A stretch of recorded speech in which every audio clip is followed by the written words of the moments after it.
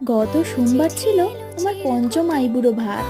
আয়োজনে ছিল অনুদি, আর অনুদি আমাকে আইবুড়ো ভাতে এই সালোয়ারটা দিয়েছে। সালোয়ারটা আমার খুব পছন্দ হয়েছে। যেহেতু দিদি বিয়েতে নাকি আমাকে শাড়ি দেবে, তাই জন্য আইবুড়ো ভাতে সালোয়ারটা দিল। তো সব রকমের খাবার দিয়ে সুন্দর করে সাজিয়ে দিয়েছে। আর ইনি হচ্ছেন দিদির শাশুড়ি মা। প্রথমেই উনি আমাকে মাথায় দূর্বা ফুল দিয়ে একটু আশীর্বাদ করে দিল। এরপর দিদি আশীর্বাদ করছে। আমাকে প্রথমেই একটু পায়েস মুখে দিল, এরপরে বলল তুই এবার বাকি সমস্ত কিছু খেয়ে নে।